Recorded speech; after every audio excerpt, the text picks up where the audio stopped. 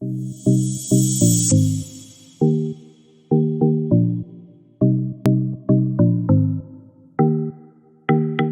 me just quickly add one thing on this, because I just read it. I don't have it open now. I read it before I came on, that HBO, they're reducing the costs for their streaming service if you agree to have ads in there. So I believe it's $14 or almost $20, the HBO Max streaming service.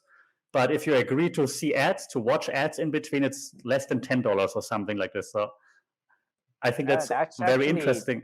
yeah, that's a good point. And actually, key question I have for you, Sasha, is would you pay to see ads for a lower price?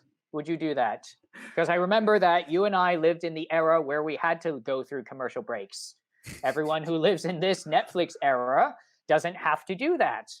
They may have to see, like, because I remember I think it's very similar in Germany. The commercial breaks used to go on for like 2, 3 minutes, sometimes 5 minutes, especially with the Super Bowl. So that was our era, having to live through commercial breaks. Now, Yeah. YouTube, you can skip ads in 5 seconds. Yeah, I don't think that any ads you have to see. So, key question, would you pay a lower price to go back to, it sounds like the same era as before? You see some mandatory commercial breaks.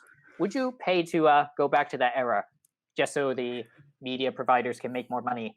What's your take?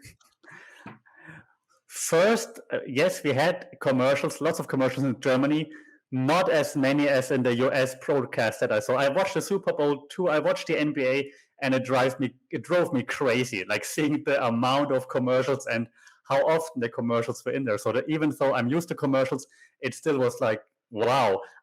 But to answer the question, I don't think I would, even though you would save, I guess, $5 to $10, I think, if I'm not mistaken right now. Let's say $5. I say $5, right? Sounds good, but then I'm paying still $10 to see ads. Like, if you show ads, then make it free. That would be my take on that.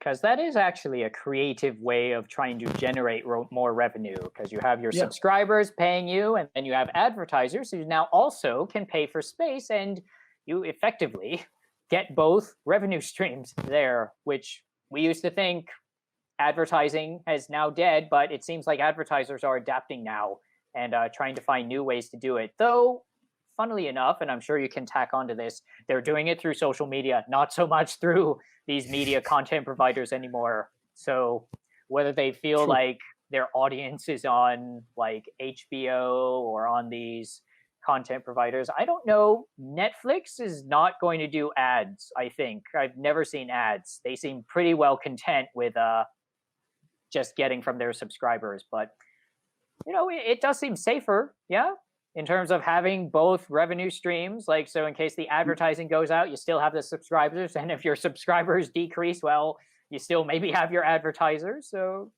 it's an interesting kind of a model there, yeah.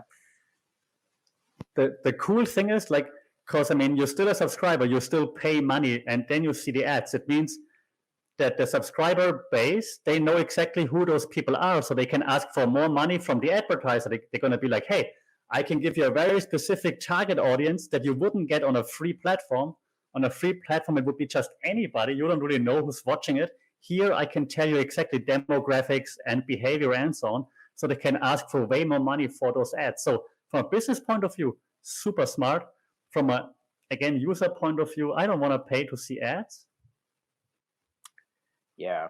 So that'll be a careful balance that we have there. But yeah, great insight, Sasha.